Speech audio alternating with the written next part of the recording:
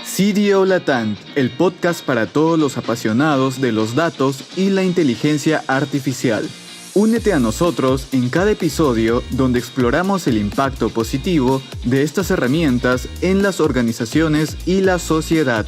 Nuestro objetivo es democratizar la información y el uso de los datos en Latinoamérica. En cada episodio te traemos las últimas tendencias y las ideas más disruptivas en el mundo de los datos y la IA, de la mano de expertos en el tema. Comenzamos. Pues bueno, antes que nada, muchas gracias por estar con nosotros. Este es el podcast de CDO Latam y justamente hoy tenemos un tema muy importante que está en boca de todos, que es parte de la inteligencia artificial con el título Reinforcement Learning and Imitation Learning. Y es por eso que hoy nos acompaña Jorge Vizcaíno, que prácticamente él es un CEO de Alima, una startup mexicana que está rompiéndola en temas pues de tecnología. Y ahorita nos va a contar un poquito por ese lado Jorge. Antes que nada me presento, mi nombre es Martín Jurado, actualmente soy el Chief Data Analytics Officer en Switch Insurance. Entonces, el día de hoy tenemos un gran invitado. ¿Cómo estás, Jorge? Muy buenas tardes. Hola Martín, ¿cómo estás? Muchas gracias por la invitación. Súper emocionado de platicar aquí un rato contigo y ver de qué trata esto de poder ayudar en temas de reinforcement learning y temas similares. Oye, está súper padrísimo. Pues justamente antes de iniciar con el tema, me gustaría que la gente te conociera un poco más. Yo ya llevo muchos años de conocerte, prácticamente eres una de las personas más inteligentes que conozco y más en el tema de data, ya varios años. Sé que como base tienes ingeniería mecatrónica y posteriormente hiciste un máster en el extranjero en temas de Machine Learning y ciencia de datos. No sé si pudieras hablarnos un poquito de ti, de tu profesión, mi querido Jorge.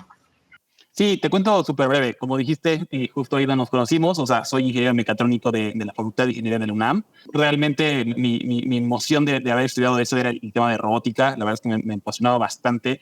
Yo, por azares del destino, mi primer trabajo fue una startup. Siempre he trabajado en startups y empecé intentando hacer una empresa de hardware para ciclistas. Por azares del destino no funcionó. Pasé a un segundo plano que fue un startup de inteligencia de precios.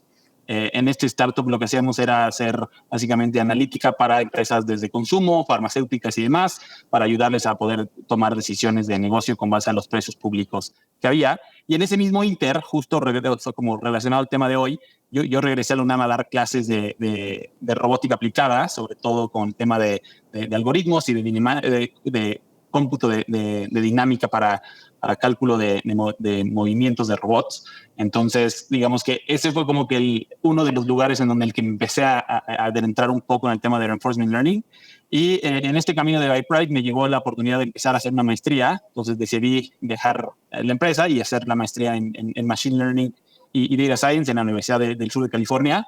Y creo que ahí fue donde realmente tuve la oportunidad de hacer como reinforcement learning o aprendizaje de refuerzo en español, como debe ser, más consistente y más puntual, en donde pues al final ya es como un escenario perfecto en el que tienes un sistema muy dinámico que necesita datos en tiempo real, una eficiencia de muestreo grande para poder tener un cierto aprendizaje, ¿no? Entonces, ahorita tocamos más a fondo, pero esa fue como la trayectoria antes de que regresara yo de la maestría y empezar a Lima, en más o menos en el 2021, que realmente lo que hacemos hoy es un software de gestión de operaciones para distribuidores de alimentos. Los ayudamos a poder primero digitalizar y después automatizar y tomar mejores decisiones con bases en datos de toda su operación. Hablamos normalmente de productos perecederos, donde se vuelve muy complejo en saber cuánto tengo que comprar, cuánto no tengo que comprar, los precios varían al día a día. Entonces, todo ese manejo de esa información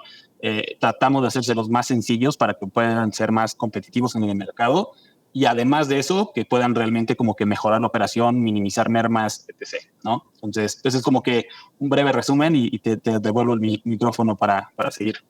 Oye, está muy interesante y justamente ahorita con este punto, pues en todas las verticales de las industrias, digámoslo, en cualquier tipo de sector, pues la inteligencia artificial y la data pues se vuelve un pilar fuerte estratégicamente pues para poder generar pues a lo mejor mayor ingreso, generar inclusive nuevos clientes, inclusive pronosticar riesgos que pues no son tan a simple vista y que justamente este tipo de tecnologías nos ayudan, ¿no? Y cómo tengo una pregunta, George, específicamente en este tema, ¿cómo se ha casado la tecnología con temas de operación? ¿A qué me refiero? ¿Cómo puedes optimizar? Y específicamente con estos temas, ¿tú cómo proyectas digámoslo, ese soporte tecnológico pues, para llegar al alcance que quieres lograr con tu empresa? Sí, mira, creo que aquí hay un tema muy interesante. No es como que muchas veces me dicen, oye, pero es que ya hay sistemas de tal, tal y tal. Y justo coincido. Creo que aquí el tema de la tecnología no es inventar algo nuevo como tal en el tema de sistemas de gestión, pero lo que sí es un tema nuevo es cada industria tiene como decías, sus detalles y sus bemoles específicos de qué necesitas hacer, porque, no sé, si tú te dedicas a la construcción es muy específico porque resulta que necesitas cierta información para validar que la mercancía no viene dañada porque son a lo mejor productos muy caros y necesitas algo de, no sé, control de calidad y lo necesitas atocotado a eso, ¿no? En tema de alimentos es un tema muy delicado que además lleva siendo yo creo que de las industrias más rezagadas en la adopción de esa tecnología, sobre todo por la carga operativa, ¿no? Siempre el ejemplo que doy es que a diferencia de, no sé, si tú estás vendiendo materiales a una constructora, pues tienes 4 o 5 facturas por cliente al mes y eso es mucho, ¿no? Versus si tú le vendes a insumos alimenticios, tienes un volumen de que te pueden pedir diario. Tienes 60, 70 clientes. Estamos hablando ya de 1,200, 1,500 órdenes para un proveedor muy chiquito de alimentos. Y eso realmente se traduce a carga laboral. Entonces, cuando tú ves los sistemas que están hoy, tipo pues, un RP tradicional, no voy a dar marcas, mucho menos, pero, o sea, software, digamos, que llamamos Legacy o 1.0, el trabajo de poder digitalizar involucra más trabajo. O sea, a veces hay empresas que contratan a una persona que se vuelve la que captura y la que vuelve el dato para allá, ¿no? Entonces, nosotros realmente creemos en que la tecnología sí puede tener esta nueva evolución en la que estás en el 2.0, que hay un input ya sea desde un tema móvil o desde un tema incluso de interfase de lenguaje que te permita realmente brincar esa línea entre, tengo un sistema y me está permitiendo tener ciertos procesos bien definidos, pero no me está generando más trabajo por implementarlo y por usarlo. Entonces creo que ahí es donde realmente tanto tema de nuevas, digamos, oportunidades de hacer tecnología de software e incluso meterlo muy en el tema de inteligencia artificial nos permite como de brincar ese puente, si lo quieres ver así, entre cómo mejoro la experiencia de estos usuarios de manera con una tecnología mucho más moderna que realmente es lo que están buscando hoy, ¿no? No trabajar más, sino trabajar menos y generar más. Entonces creo que esa es como que la manera en la que nosotros vemos hacia adelante el cómo pudiéramos llegar a hacer un cambio sobre la tecnología que estamos creando hoy. Súper bueno. Oye, pues justamente lo que comentas, ya entrando en materia, y creo que voy a poner un punto controversial en la mesa, y es justamente desmintiendo la inteligencia artificial o el Gen AI, ¿no? Que prácticamente ahorita está en boca de todos. ¿Tú qué piensas? ¿Es mucha moda, mucha generalización, mucho bluff? Sabemos específicamente ahora que prácticamente existen como esos modelos estadísticos y probabilísticos que fueron punta de flecha para automatizar ciertos procesos, ¿no? Ahora, ¿tú qué piensas con estos temas boga que realmente existen, el tema de la inteligencia artificial y qué tanto es verdad y qué tanto no? A ver, y como dicen los gringos, voy a dar mis 2 centavos porque no, tampoco es como que yo pueda decir que sí es cierto y que no es cierto, pero creo que en mi opinión realmente ha habido un cambio muy grande. O sea, creo que si no me recuerdo haber sido 2016 o 2018 salió el paper de Transformers, que fue lo que cambió realmente la manera en la que estos modelos de aprendizaje profundo podían aprender mucho más cosas que estaban en los datos que cualquier modelo de, no sé, LSTMs o una red neuronal simple recurrente no podía aprender, ¿no? Entonces, eso creo que dio un brinco muy grande. O sea, sí se sintió como una función paso que te hizo pasar de, estábamos creciendo así, de repente hubo un brinco y aceleró muchas cosas porque la capacidad de los modelos con este tipo de arquitecturas te permitió hacer algo más. Y creo que ese cambio lo vimos muy rápido en esa transición, ¿no? O sea, de que fue porque los mismos de OpenAI produccionizaron y que permitieron sacar este ChatGPT que hace cosas que a veces te sorprende que pueda hacer. Sin embargo, o sea, he dicho esto, que sí creo que hay un avance muy bueno, creo que estamos lejos del famoso AGI, ¿no? O sea, de la inteligencia artificial general. que creo que es como que el goal o la meta a la que todos quieren llegar y que muchos están diciendo que está a la vuelta de la esquina y que toda la apuesta y todo, digo, lo podemos ver en la bolsa con Nvidia y con otras empresas de AI que dices, o sea, no puedo creer que tengan ese nivel de fanatismo en el sentido de los inversionistas. Creo que hay un gran potencial, pero yo sí veo un horizonte de tiempo mucho más largo. Yo creo que yo fui del club de fans de los vehículos autónomos hace 10 años, que creía que en 2 años íbamos a tenerlos así, nivel 6, haciendo todo en cualquier terreno.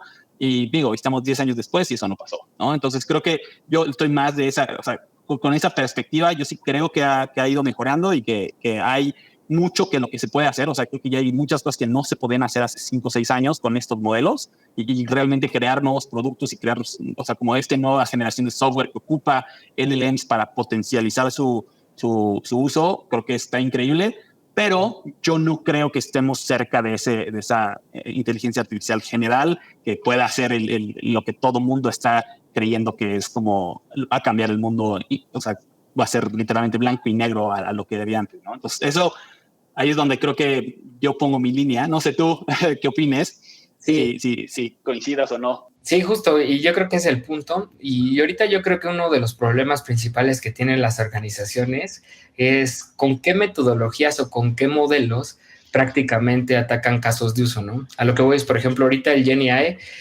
lo quieren usar para todo, ¿no? Cuando sabemos que en ocasiones sí existen modelos que pueden solucionarlo de nicho, ¿no? Específicamente, ¿no? Por ejemplo, en temas de predicciones, tema de forecasting, inclusive para segmentación y pues diferentes industrias. Yo siento que sí todavía existen diferentes modelos que son más precisos que el GenAI pues de manera general, ¿no? Ahora bien, también es de un aprendizaje que pues tanto las organizaciones como las personas que estamos liderando este tipo de iniciativas, pues tenemos que ser muy conscientes, ¿no? De que específicamente, pues zapatero a tu zapato, ¿no? Específicamente hay que llevar hacia dónde quieres los modelos, estructuras o frameworks adecuados para tener mejores resultados y no hacer un overkill como se conoce, ¿no? No matar moscas con escopetas y específicamente a lo mejor algo un poco más conservador en una serie de tiempo, pues con la estadística y la probabilidad y el machine learning tradicional, pues te ayuda a llegar a un punto pues un poco más exacto, más rápido y menos costeable, ¿no? Más costeable, perdón. Entonces yo creo que eso es un tema que pues, está en discusión y como bien lo mencionas, yo creo que es un buen punto de partida y yo creo que inclusive ahorita con los temas de inteligencia artificial por todos sus modelos, tanto Machine Learning, Deep Learning, GenAI y todo lo que viene, se ha quedado un poco opacado el tema de aprendizaje por refuerzo e imitación. Si nos vamos pues, de manera rápida, pues el tema o el funcionamiento de aprendizaje por refuerzo, pues prácticamente es cómo puedes automatizar ciertos procesos mediante agentes que aprenden a tomar decisiones mediante interacciones con su entorno, ¿no? Y que justamente involucran a gente, que es el sistema que toma decisiones, un entorno que todo lo que le rodea a la gente y con qué interactúa, y esas acciones que la gente puede tomar, ¿no? Y al final se puede recompensar o penalizar dependiendo la respuesta que él tenga, ¿no? Entonces, en ese tema de Reinforcement Learning, ¿qué nos puedes contar? Inclusive, George, yo te voy a contar como varios casos de eso en los cuales he trabajado. Por ejemplo, en el tema de Autonomous Driving, que prácticamente en el tema de la autonomía, pues muchos de estos modelos, inclusive de aceleración, de medir el entorno, usan modelos de lenguaje, perdón, de aprendizaje de reforzamiento y pues que ayuda a tomar las decisiones de manera asertiva, ¿no? Entonces, no sé qué tú de manera específica conoces. Obviamente, todos tenemos un background mecatrónico y el fin en algún punto es que la inteligencia artificial sea autónoma mediante autómatas, ¿no? O digámoslo, robots de manera... Es correcto, ¿no? Entonces, no sé, por ejemplo, cuál es tu definición y en caso tu experiencia en este tema y cómo redefinirías el tema de aprendizaje por refuerzo. Sí, a ver, creo que aquí el tema de aprendizaje de refuerzo es como que es una de esas ramas de Machine Learning que está, o sea, tenemos el supervisado, el no supervisado y el de refuerzo, ¿no? Según la definición, pudieras considerar casi que el aprendizaje de refuerzo es un aprendizaje no supervisado porque no requiere por sí solo una supervisión definida de qué es lo que está haciendo y qué es lo que no está haciendo, ¿no? O sea, creo que es más bien, a mí me gusta definirlo por lo que no es, ¿no? O sea, el tema de el aprendizaje supervisado, tú tienes que saber exactamente cuál es el famoso ground truth de lo que quieres tener, calculas un error con base en lo que tu estimador está generando y lo corriges, ya sea que optimices con mean square errors o cualquier función costo, y vas a tratar de mejorar de optimizar ese error, ¿no? El tema de supervisado normalmente tiende a tener algo en lo que hay nuevas estrategias como self-supervising, que es muy parecido a reinforcement learning, pero sí utilizando las propiedades que tienen los mismos datos para poder saber de sí mismo, ¿no? Entonces, estos dos son una supervisión que viene de alguien que te está diciendo qué es lo correcto. El no supervisado te dice exactamente, o sea, qué son las propiedades que yo puedo aprender con base en los datos que tengo, o sea, entre mi universo de información que puedo aprender de mí mismo. Y está el otro que es el aprendizaje de refuerzo, que para mí, y la razón por la que me gusta tanto, es que es el único que puede permitir aprendizaje en tiempo real en un sistema dinámico. Es decir, conforme va avanzando en el tiempo, puede seguir aprendiendo y va interactuando con un mundo real. Y realmente es como lo que, en mi opinión, se acerca mucho más a un ambiente de lo que a lo mejor un humano o un animal está aprendiendo en el mundo real, ¿no? Entonces, es realmente tú eres un agente, o sea, lo pudieras ver así, en el que tú estás interactuando con diferentes sentidos, por así decirlo, que es tus observaciones, ya sea tacto, ya sea gusto, ya sea visión, ya sea X otro medio de interacción con el ambiente. Y con base en estas observaciones, tú tienes un estado en el que dices, bueno, hoy me siento feliz y vi esto y me contenté, y entonces, por lo tanto, hice una acción en la que sonreí y eso cambió el ambiente en el que estoy. O sea, esa parte con la cual tú haces una acción con base en cómo estás hoy, lo que estás viendo y lo que estás sintiendo, y luego haces una acción que hace que el ambiente cambie y viceversa, y este proceso sigue continuo. Eso es la mejor manera o la manera más simplista que me gusta ver el cómo es el reinforcement learning, porque, o sea, viene incluso de la rama de psicología, ¿no? O sea, era el típico caso de Pavlov, en el que, no sé si lo habéis escuchado, en el que entrenaba perros básicamente con base en la campanita para poder ver el que ya venía la comida, les ponía justamente la campana antes de darle de comer, entonces el perro ya sabía que le iban a dar de comer, y después, ya sin darle la comida, con solo ponerle la campana, el perro empezaba a babear, ¿no? Entonces, esa parte creo que es como que la manera en la que creo que se vuelve más intuitivo de entender,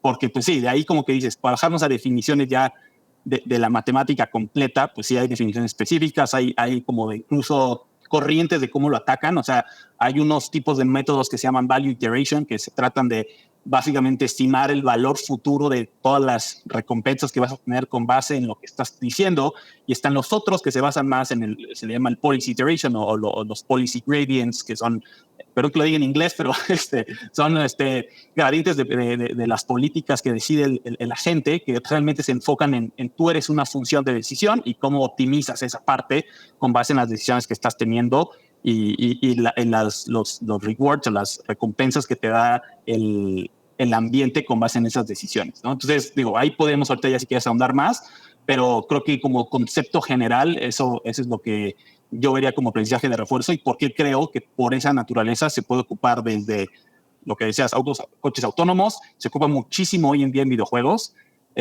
O sea, casi cualquier videojuego ocupa un agente de refuerzo para poder estar desde tu juego favorito de FIFA hasta Call of Duty.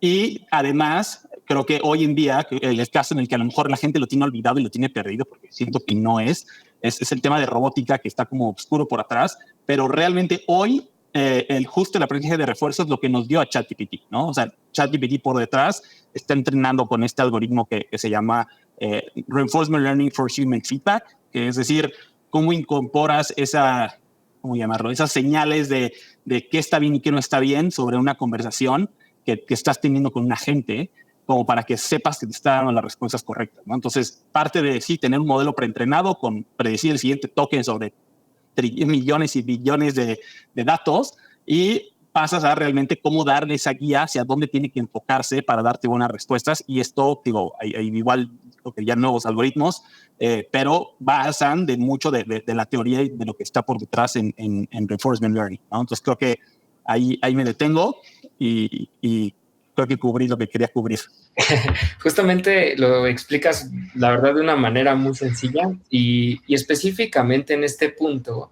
yo creo que ha habido una sombra con todo lo que no ha generado, y el Reinforcement Learning no ha tenido la importancia que pues, debería tener, digámoslo, en el buzzword. ¿A qué refiero con esto? Pues hay muchos casos de uso, o sea, de manera específica, que atacan con esta metodología. Uno, tú lo mencionaste, son los videojuegos y todos pues digámoslo, todo lo que ha llegado nuevo en tema de pues de autonomía con PlayStation 4, con Xbox y cosas de ese estilo, que prácticamente el core de sus videojuegos, pues prácticamente es Reinforcement Learning.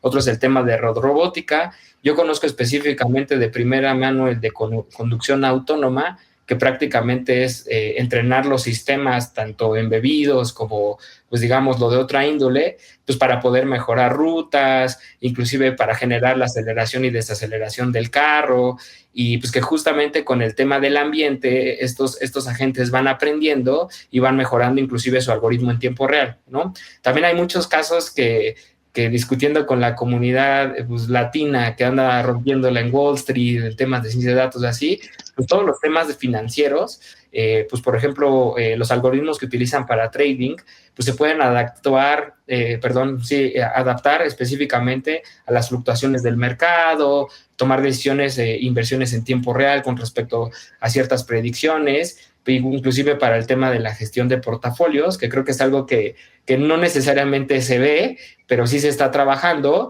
y hay como muchas otras industrias que la verdad en ocasiones a mí me sorprende un poquito, como los sistemas de recomendación, ¿no?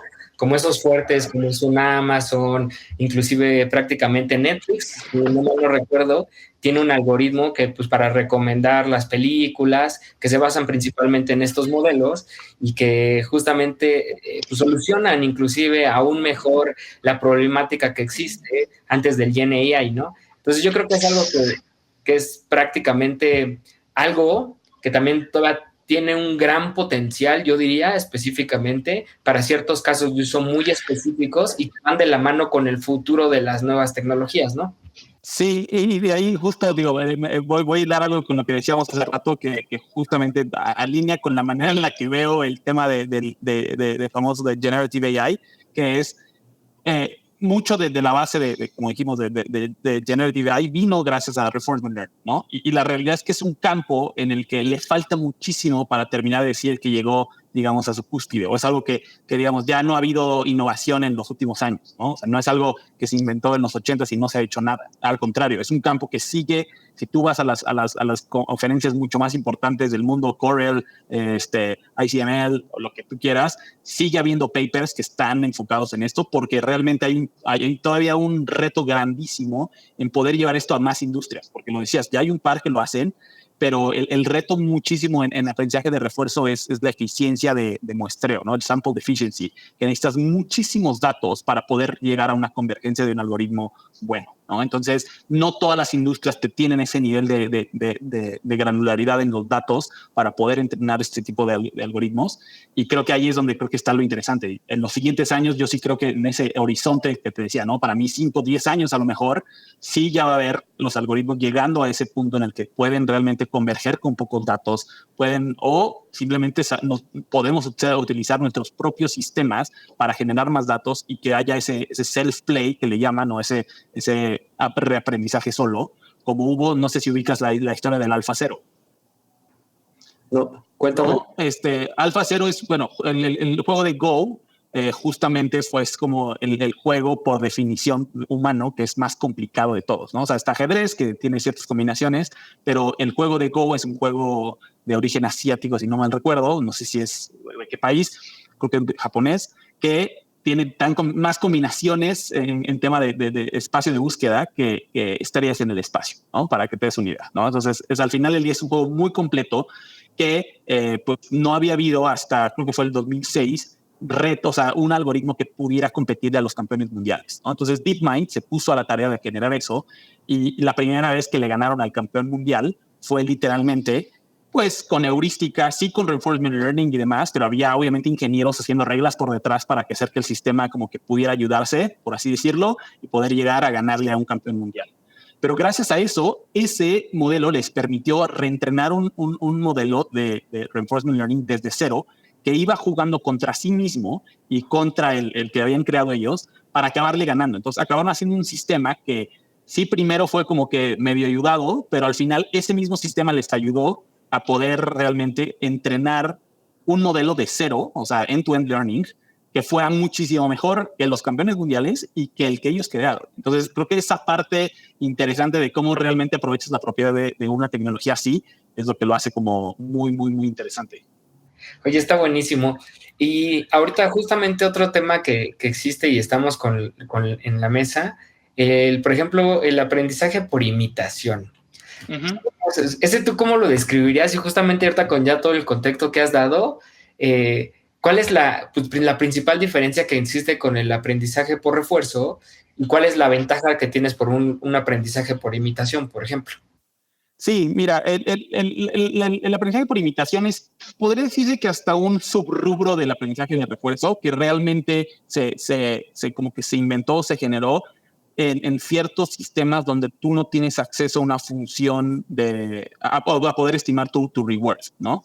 O sea, tú no puedes saber con el ambiente cómo poder interactuar con eso. Entonces, si tú no tienes una manera de simularlo, de estimarlo, es muy complicado que tú puedas poner a entrenar un sistema de aprendizaje de refuerzo. Entonces, el imitation learning lo que te hace es decir, ok, ¿cómo yo puedo, con base en básicamente poner a un maestro, si lo quieres poner así, que va a hacer ciertas cosas y con base en eso yo puedo replicar las cosas que quiero y revisar qué tanto se parecen entre ellos para no necesariamente entrenar mi modelo directo, que esa es como que la diferencia entre a lo mejor un aprendizaje supervisado. Yo en el aprendizaje de imitación, yo no estoy entrenando mi policy o mi política del aprendizaje de refuerzo, sino estoy entrenando y estoy tratando de estimar mi función de reward. O sea, cómo puedo estimar cómo es mi ambiente con base en lo que yo estoy haciendo y se hace por ahí. Entonces, eso te diría que esa es como que la diferencia, o sea, cómo tú con base en ver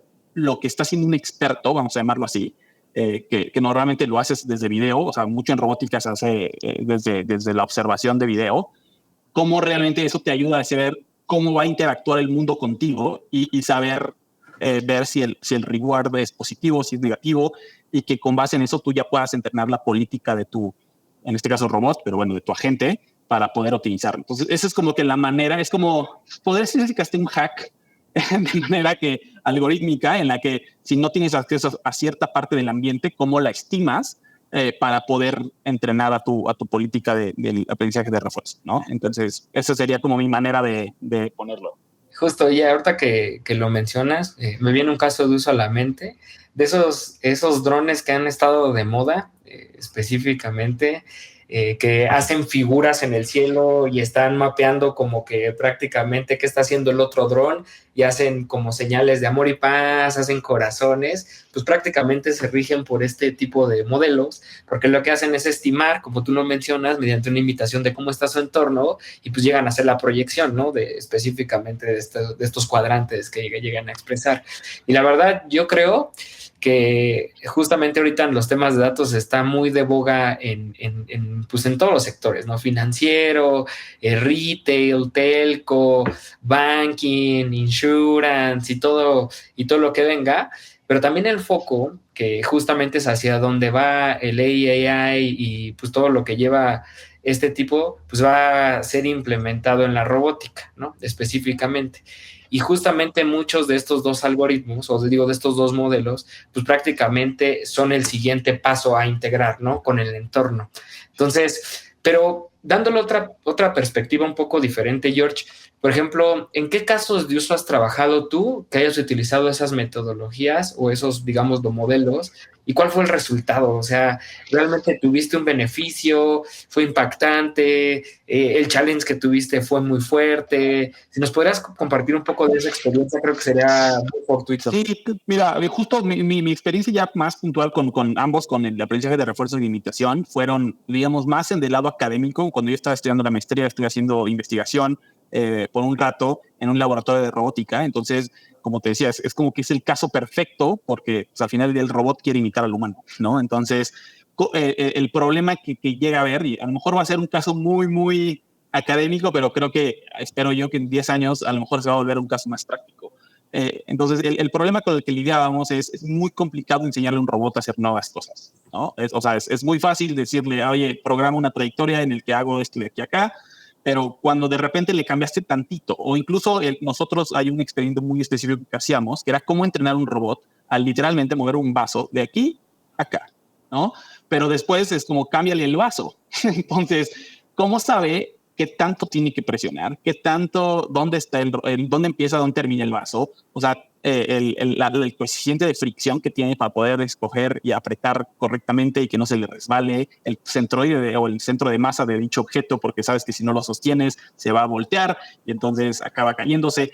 Esa clase de cositas es súper difícil como de agarrar un caso específico y entrenar a un robot con todas las posibles combinaciones que eso pase, ¿no? Entonces, la idea de hacerlo era vía Reinforcement Learning, cómo pudiéramos nosotros enseñar a un robot que sin decirle y sin explicarle cada uno de los detalles, vía observación podía aprender eso, ¿no? Entonces, el punto era básicamente eso, o sea, mediante observaciones, y esto lo tomamos, digamos, desde videos que tomamos nosotros hasta datos de YouTube, literalmente, sacábamos la información que necesitábamos para poder, literalmente, la instrucción era, o sea, había 3 objetos y le decías como el prompt o la previa que se le llama, o la previa de la instrucción, era escoge el objeto que quieres mover y le dices como la posición izquierda o derecha nada más, ¿no?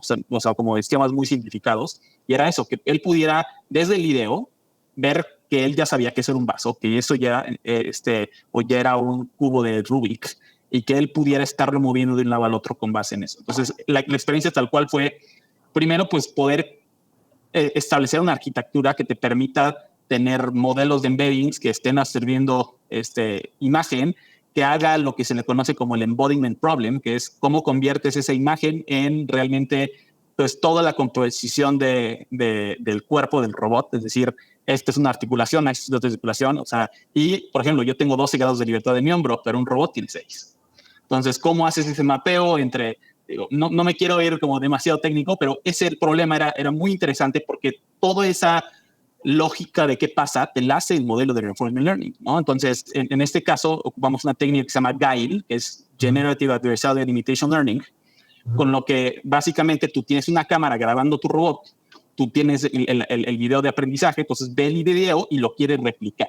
Entonces lo trata de replicar, ese video se corta, entonces ya que grabó, va y pasa sobre el algoritmo y sobre el video, no sobre imagen, o sea, literalmente como el video comprimido dentro del embedding, lo manda para poder ver la diferencia. Entonces aquí es donde el adversarial point importa, y tratas de decirle, oye, este es el modelo real y este no. Adivina si es del maestro o es del robot generado. Y con base en eso se genera ese reward artificial, que no es real, y es el que alimenta tu política del robot para volver a hacer el siguiente intento y así te vas, ¿no? Entonces, ese era creo que el caso específico al que le dediqué 8 meses de mi vida, que es un problema bastante interesante y que sigue teniendo como, o sea, funciona muchas veces en ambientes bien controlados, pero realmente, o sea, con lo que te decía, involucra muchísimos datos. Han querido hacer temas como lo que hizo OpenAI, que le llamaban Sim to Real, que es decir, empiezas en simulador a hacer el 80-90% del training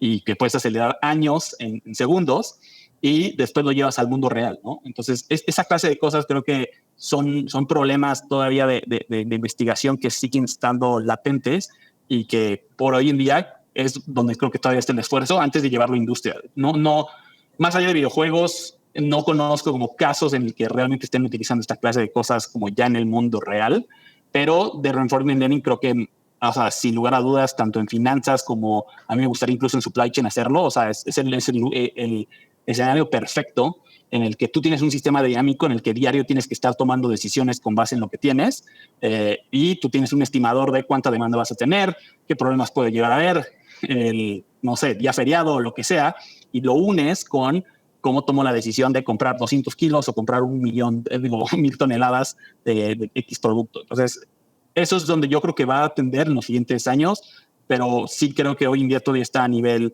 investigación y bueno, casos como mejor LLMs, pero de ahí en fuera siento que es un rubro bastante interesante a seguir explorando aplicaciones en el campo.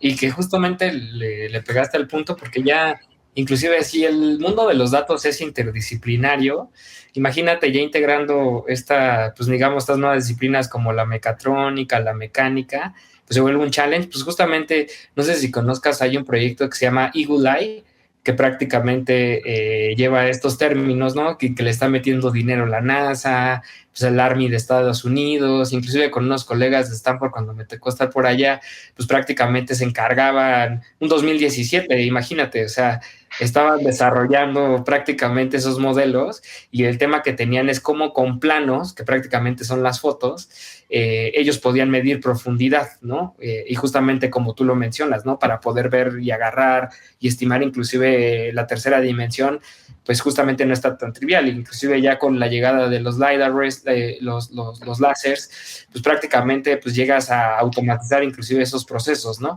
Entonces, yo creo que hay una buena, digámoslo en cierta manera, un buen camino por qué recorrer y más de un sistema, digámoslo, de software, ya incluir un ecosistema como el supply chain, porque déjame te cuento esta parte, ¿no? Inclusive estos temas, para el tema de supply chain, pues prácticamente los carros autónomos no solamente son para pasajeros, ¿no? También tienen para tema de hacer stock, para poder optimizar líneas de producción y que prácticamente van aprendiendo conforme su entorno y otros señales, otros inputs que por el Internet de las cosas reciben, como por ejemplo el nivel de abasto a lo mejor pues de en cierta manera de un stock o de algo, pues prácticamente lo ayuda a aprender cuál es la ruta óptima para poner en la línea de producción exacta con la cantidad precisa de materia prima que necesitan para optimizar, ¿no? Y justamente eso es todo pues lo que lleva y que va más allá, ¿no? Inclusive Amazon, ¿no? Que tiene su parte pues ciertamente su warehouse, pues para poder optimizar todos los pedidos y pues ya es prácticamente autónomo, que justamente con este tipo de tecnologías que van más allá del software, ya lo están replicando con el hardware y aparte la interacción humana, que creo que es algo que específicamente ayuda mucho, inclusive en temas de seguridad, inclusive en temas de aprendizaje de cómo está afectando tu entorno para tú poder hacer pues digámoslo, tu actividad de manera óptima y cosas de ese estilo. Está bastante bueno y yo creo que inclusive ya cada vez todas las disciplinas, digamos a nivel interdisciplinario, se van juntando cada vez más pues, para generar ecosistemas más eficientes y generar procesos más robustos con el área de expertise pues, de diferentes nichos, ¿no? Entonces yo creo que es bastante bueno. Yo creo que le augurio, inclusive en el tema de data, una postura fuerte a estos dos temas como es el aprendizaje por refuerzo y el aprendizaje por imitación, que todavía inclusive no se ha explorado y lamentablemente desde mi óptica estamos a lo mejor muy cegados con lo que dice la moda y descuidamos ciertos modelos que justamente pueden ser inclusive más óptimos para ciertos procesos, inclusive llegar a soluciones inclusive más rápido, ¿no? Entonces, claro, como mi come, no sé cómo lo veas, inclusive en tema ya de contraste, inclusive para cerrar esta plática, que la verdad se me hace muy interesante, pero habrá otro espacio pues para poder inclusive profundizar más, pero no sé cómo ves ya cómo está, pues digamos, esta generalización de diferentes disciplinas y justo a tener un mundo autónomo en cierta manera, ya no solamente procesos, sino un mundo de manera específica, y más con el mejoramiento de la robótica y pues otros entes, ¿no? En cierta manera. Sí, a ver, igual yo lo veo como decir una proyección a lo mejor a muchos años, pero realmente, o sea, como pensando en el qué, o sea, yo creo que sí hay muchas cosas en las que, o sea, modelos como este nos van a estar permitiendo enfocarlo en donde queremos enfocarlo, ¿no? O sea, yo siempre hago el caso en el que, pues muchas veces cuando tú estás automatizando algo no es como que solamente reemplaces, ¿no? Porque creo que eso es como que luego la contraparte de él. Como ingeniero ves increíble poder automatizar todo, pero luego es como de, bueno, oye, pero estás impactando a X trabajo, lo que sea. Yo siempre creo que como ha pasado en todas las revoluciones industriales, el llegar a ese automatizado va a generar otros trabajos, ¿no? O sea, va a estar moviendo ciertos otros patrones y te va a dejar a ti pues realmente enfocarte en lo que importa. O sea, yo creo que la relación que quiere un humano con un humano, eso no creo que vaya a cambiar ni en 100 años. O sea, lo digo a lo mejor para algo de ventas, ¿no? O sea, la gente quiere seguir tocando a una persona eventualmente, ¿no? Dependiendo del caso, ¿no? O el tipo de transacción. O quiere que pueda, no sé, interactuar con alguien cuando está viendo no sé, en educación. O sea, siento que no va a haber como que eliminar todo en la interacción humano-humano, en cierto sentido, pero sí creo que va a abrir pauta a poder hacer cosas que antes no podías o que te llevaba muchísimo más tiempo el hacerlo porque pues, simplemente no tenías las herramientas que tienes el día de hoy, ¿no? Entonces yo creo que es a donde creo que va y lo importante sí es considerar esas como decías, esas diferentes, no sé si llamarlo industrias o rúbricas o áreas de conocimiento que te permiten tener un sistema muchísimo más integral. O sea, al final del día creo que ahí es donde conjunta todo. O sea, no todo se trata de hacer la máquina más eficiente y más grande. A veces es que tienes que tener la parte del arte, ¿no? Porque el humano acaba siendo flexible, acaba siendo soft. Entonces necesita ese componente adicional que, bueno, aquí ya nos pusimos muy filosóficos, pero el punto iba a que o sea, yo soy creo que de esos que están muy bullish, como se dice, de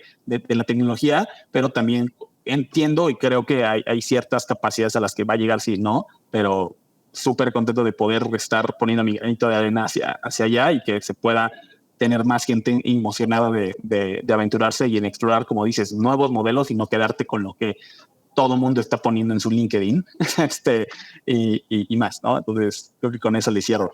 Sí, súper. La verdad, tienes pues, toda la razón en ese aspecto. Yo concuerdo contigo en esos puntos. Y ahora me gustaría, inclusive ya para cerrar, hacerte algunas preguntas que van muy de la mano a lo mejor con el contexto y con la audiencia que tenemos aquí. Obviamente yo sé específicamente, Jorge, porque te conozco de varios años y hemos trabajado tanto en proyectos y hemos hecho iniciativas de muchas índoles, que eres muy técnico, o sea, literal, tú eres súper técnico, ¿no? Y ahora bien, ahora tienes una posición de management o de dirección de manera general, siendo el CEO de Alima.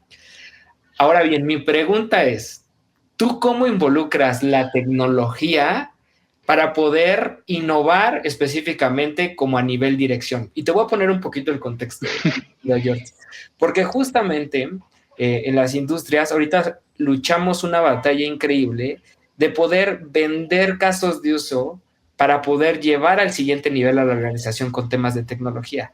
Pero tú siendo el CEO tan técnico, ¿cómo vives ese balance y cómo impactan tus decisiones a nivel tecnológico en tu organización?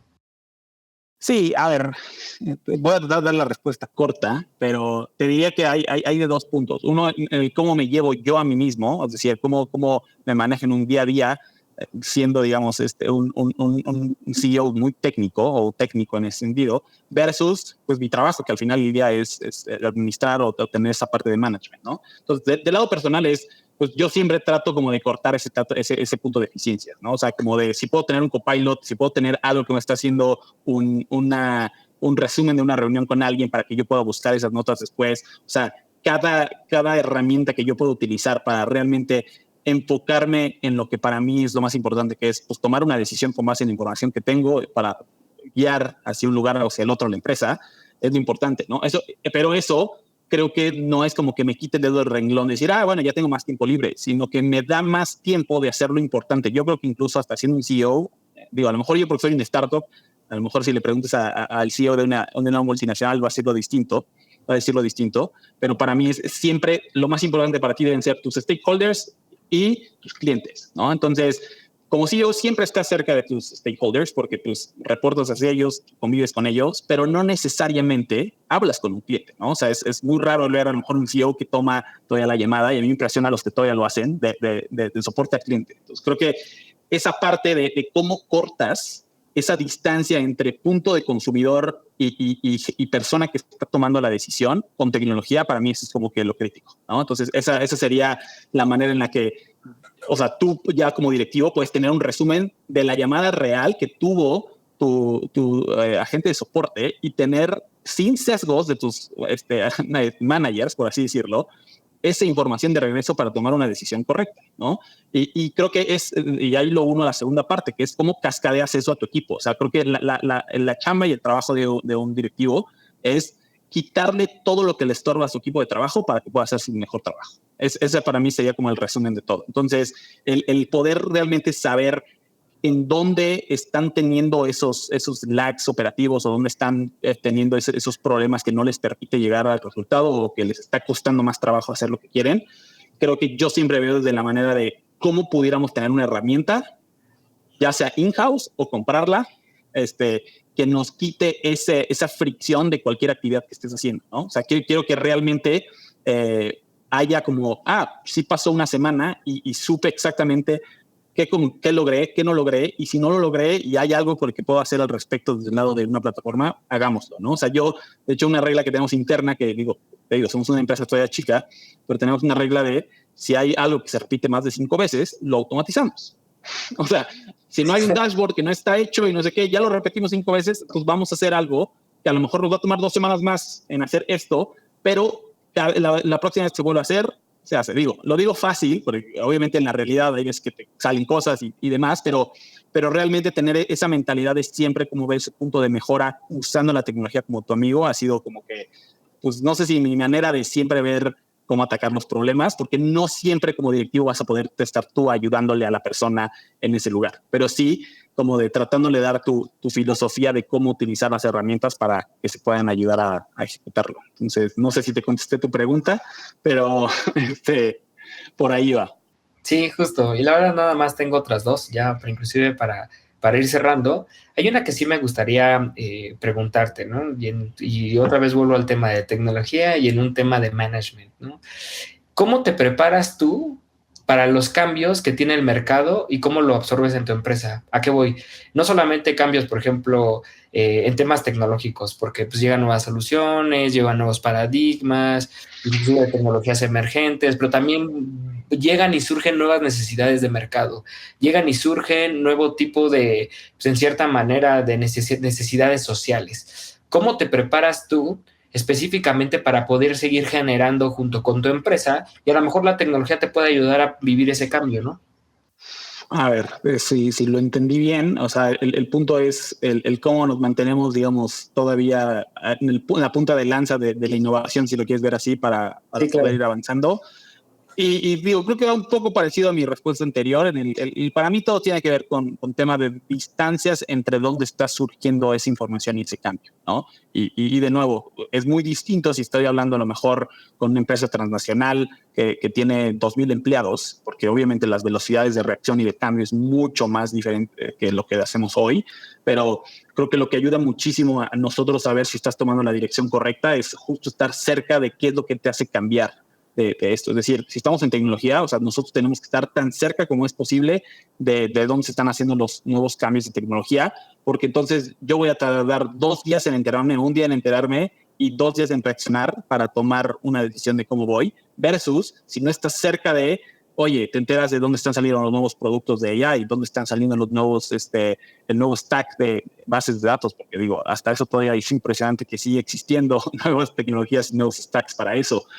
Si no estás cerca de ellos, el momento en el que te enteres de que viene una nueva revolución en la que tú puedes almacenar algo por una fracción del costo o puedes realmente hacer un cómputo de cierto proceso en vez de en 2 horas, en 2 segundos, es esa diferencia de cómo tomas la decisión, va a ver con base en cuándo te enteraste para que tú puedas realmente reaccionar a eso. Entonces, para mí si tú estás construyendo, sobre todo creo que en el ámbito de tecnología, estás muy cerca de lo que está haciendo y los cambios que están habiendo y tienes que saber, ok, si hubo este cambio y yo estoy cerca porque yo sé que estoy desarrollándolo aquí, ¿esto hace un impacto a lo que yo estoy construyendo? Sí, entonces reconsiderar cómo me va a afectar con base en eso, pero yo ya tengo a lo mejor, ok, no son 2 días, pero tengo 1 mes porque me enteré en el momento exacto en el que pasó y me da un poco de juego a saber cómo me tengo que navegar en ese ambiente incierto versus te enteraste, 3 de tus competidores ya hicieron todo, ya están armados y entonces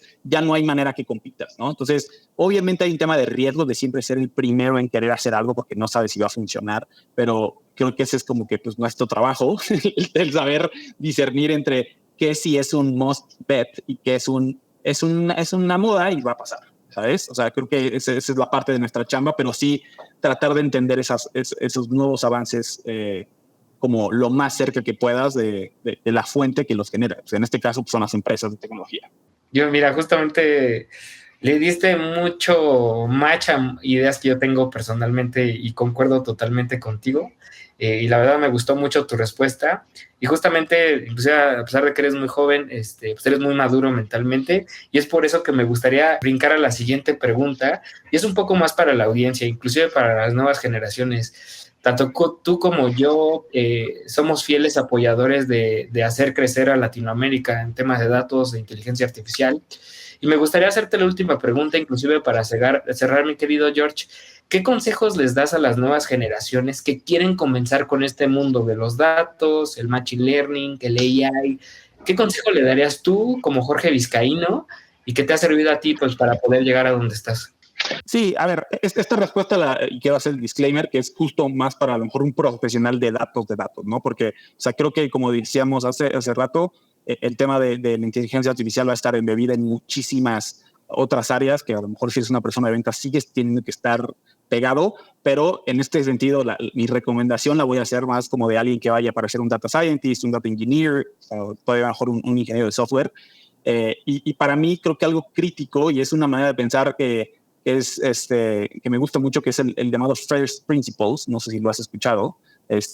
Que digo, Elon Musk es uno de los muchos que lo pone, pero digo, no es el único. Y la razón por la que me gusta es realmente cuando tú estás en un ambiente técnico, irte a la base de entender cómo funciona en vez de irte a pensar en, tengo que aprender esta nueva herramienta porque así está y así funciona. No sé, o sea, ahora voy a aprender el prompt engineering de ChatGPT porque es lo que está ahorita, pero no sabes y no tienes idea de cómo funciona por detrás un modelo de lenguaje Large Language Model.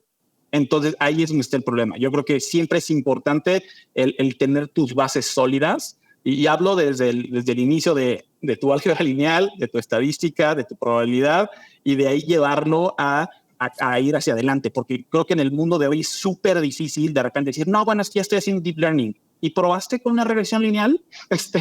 O sea, es esa clase de cosas en el que no se te olvide que todos esos modelos ocupan todo lo de lo tradicional y más. Entonces, si tú puedes empezar y querer matar, como decías tú, moscas con escopetas, pero el problema que vas a tener es en el día en el que no funcione, no vas a saber qué hacer.